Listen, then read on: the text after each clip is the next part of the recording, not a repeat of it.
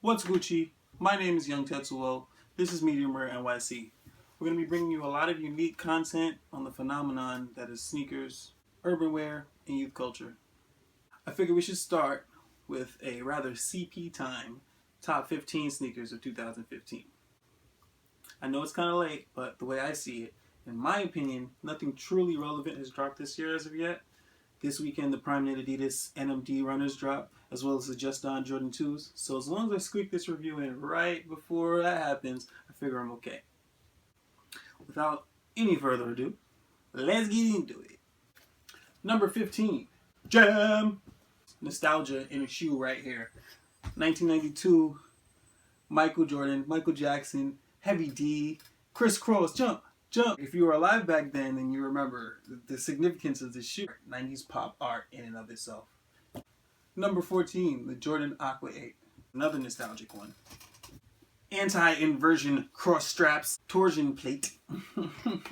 It's insane. It's insane. Another take on the Huarache boot. Tinker Hatfield felt that the Jordan line overall was strong enough to survive without Nike Air, and therefore didn't even include the Nike Air on the tongue. In fact, the tongue is just straight up that like avant-garde, I don't know, painting that's on the side of the shoe.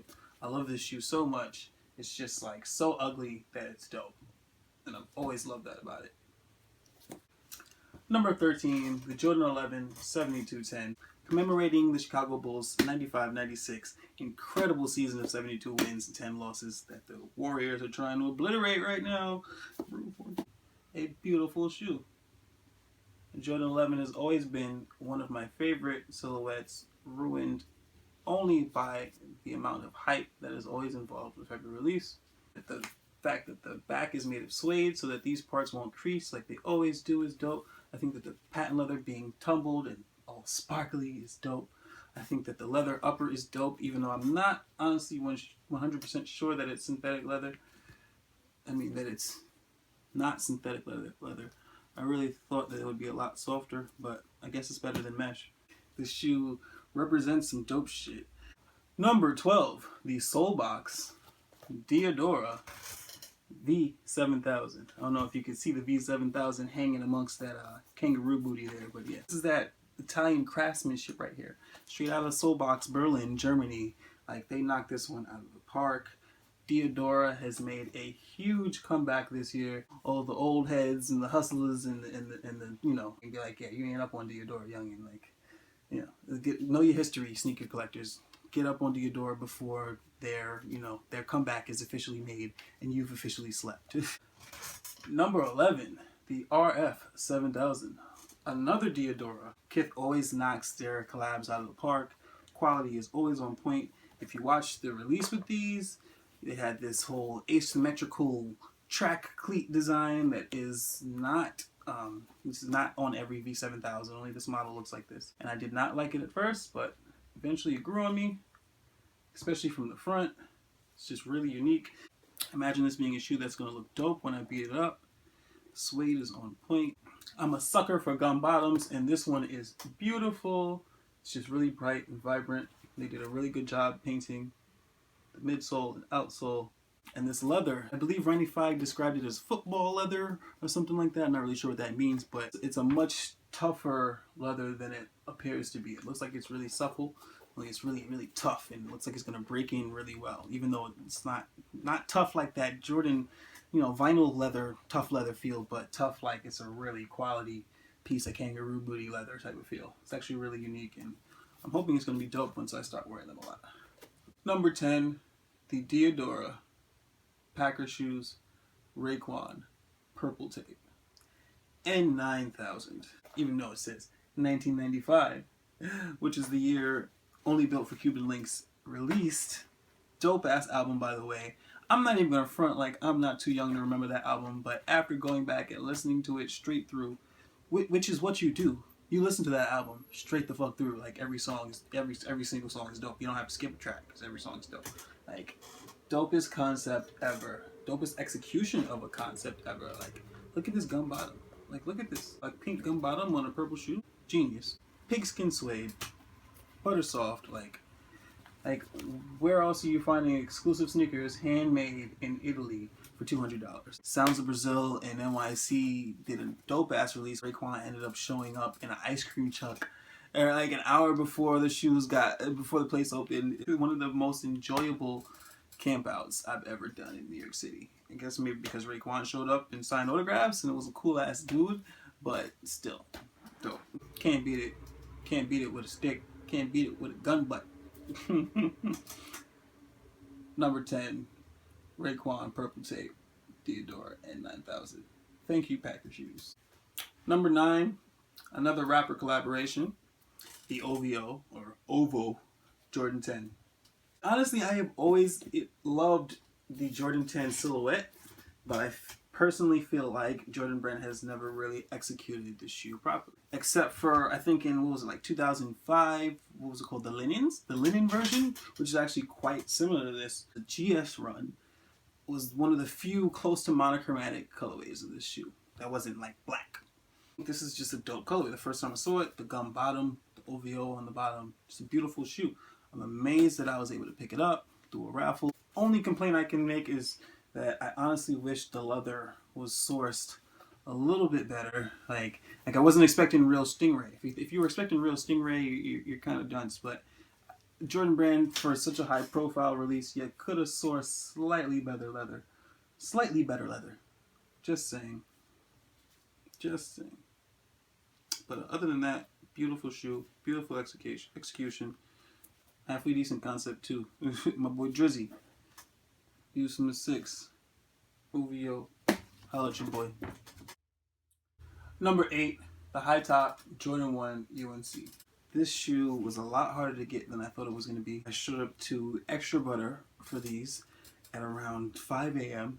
and 25 people already lined up. I hit up my boy in the front of the line. He tells me that Extra Butter only has about maybe a size run, 20 pairs. So you're probably not going to get a pair, buddy. He hits up his dude over at West NYC. Tells me there's only like 5 people online. Shoot up there and manage to get one of the maybe 10 pairs that they had. Such dope quality, like the leather on these is just like, oh god. Finally took it back to the original quality, original construction, like super high top. Like this triangle right here means everything to me. Should have just as much height behind it as the Chicago ones. Hasn't released since 1985, just like the Chicago ones, in OG form with the tongue out, just like it was over 30 years ago. So glad to have this in my collection.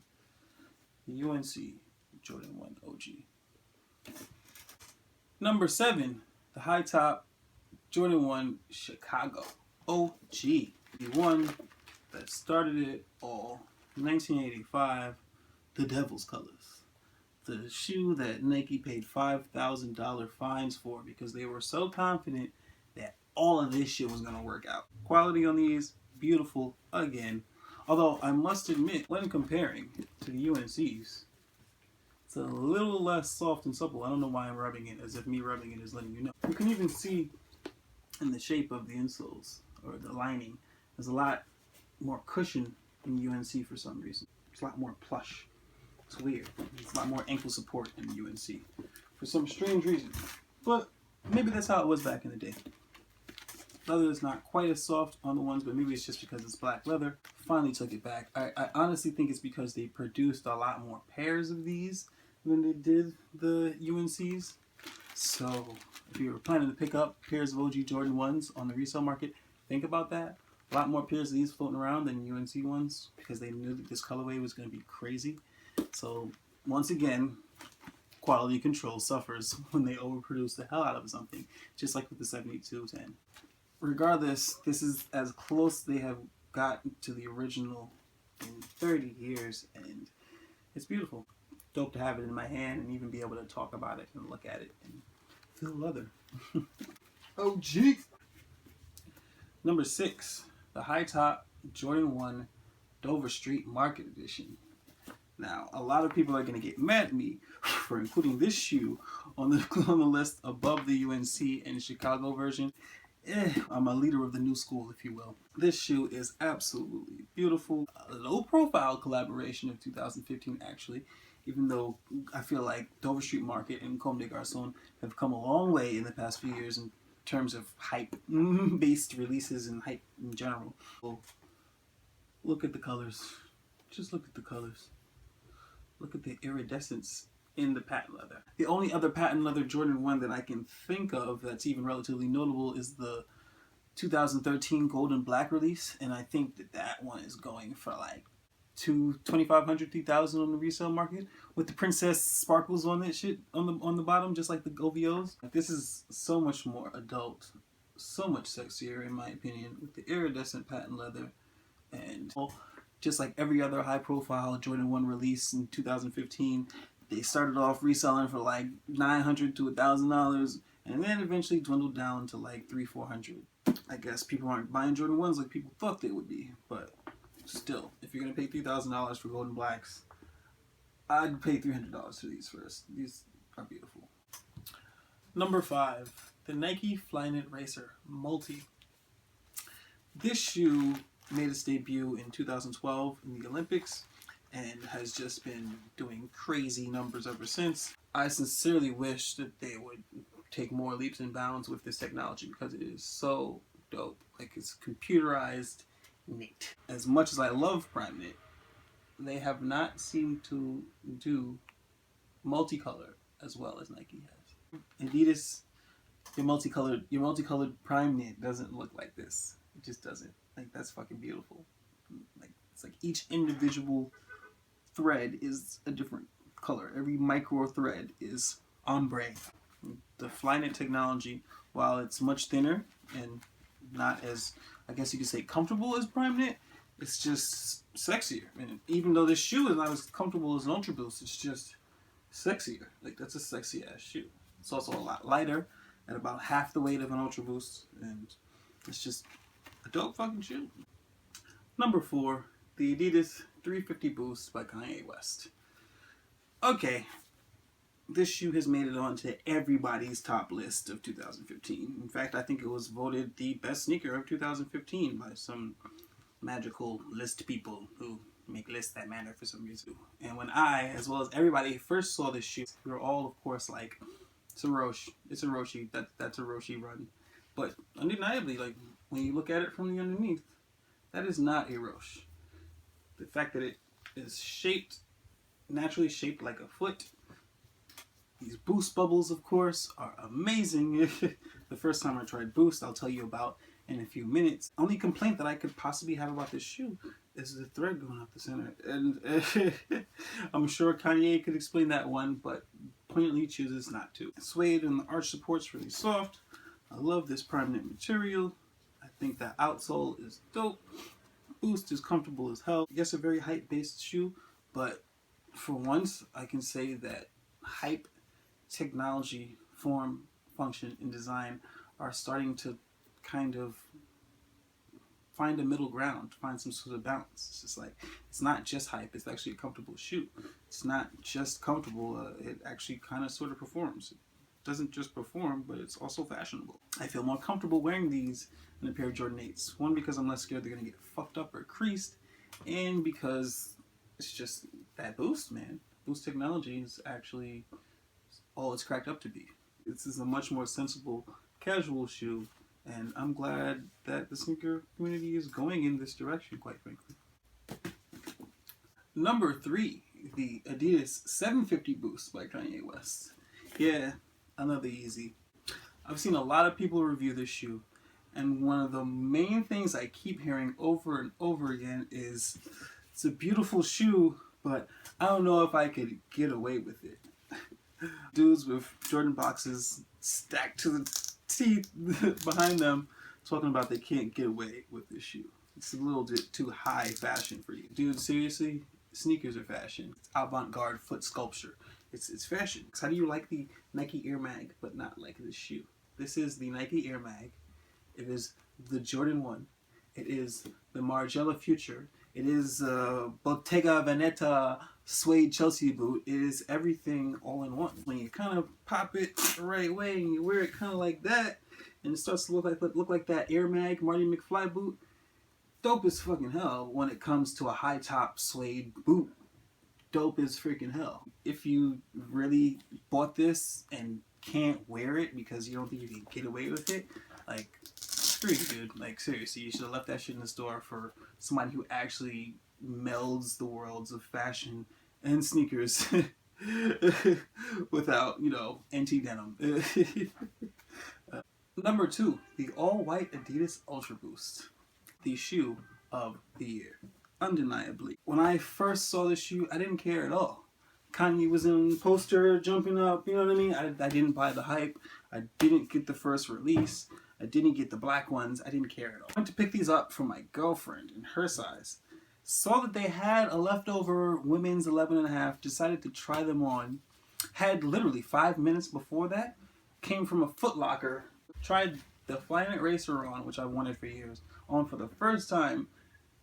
Literally 10 minutes before I tried this on for the first time, and was like, yeah, the most comfortable shoe ever, like, in my collection. Between this ridiculously long boost unit, this way better than the 350 boost heel support, sorry Kanye, and the prime knit upper that just forms to your foot more and more as you wear it, this shoe is amazing. And then you get a little bit of hype.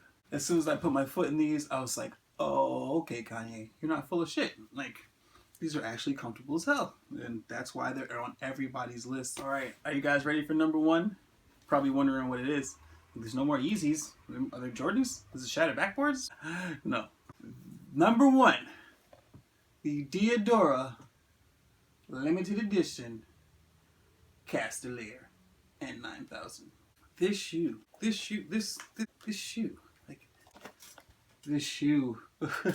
limited edition, a small boutique in Barcelona, Spain, caught the Diadora wave. Like I said, huge comeback in 2015, and just produced one of the cleanest colorways I've seen in years. Like, everybody went crazy for those Tiffany dunks back in the Nike Dunk heyday, and it's just like, here you go, Tiffany colorway, only executed perfectly in red accents on point with this handkerchief material on the inside, Diadora Y, butter soft kangaroo leather, that Roo booty again, back to the Roo booty, butter soft pigskin suede on the toe, just like perfect hits of red and just like these little triangles on the bottom. It's like no one ever gets the triangles right. Something's always wrong with the midsole on a collab, and limited edition just knocked it right out of the park with this one. I think these are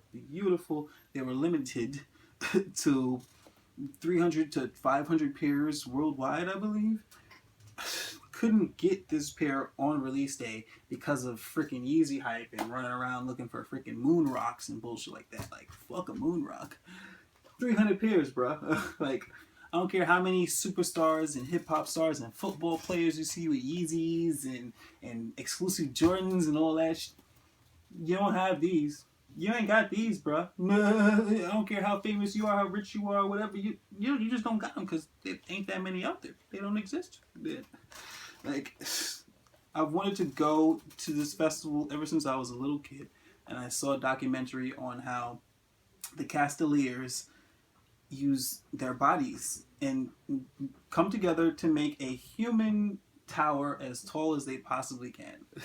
It sounds dumb, but if you get a chance, you should go on YouTube Castelliers, because it's a dope festival and actually a dope tradition of theirs that I think turned into a dope collab and just really great inspiration. Like, really great execution, butter soft leather everywhere, inside, out, handmade in Italy. You got the handkerchief on the tongue. Just insane. Best shoe of 2015, hands down. I don't care what you say. I don't care what Jordans you have. I don't care how many Yeezys you got. I don't even care how many Diadoras you got. How many trainers and Asics and Laconis you have. Like, best shoe of 2015. Fight me. Straight cheese. Oh, like I said, CP time, top 15 of 2015. Thank you for joining me, and stay tuned for way more crazy, real content from New York City. Signing out, medium rare, Young Tetsuo. Oh, also, check out the Uber shop.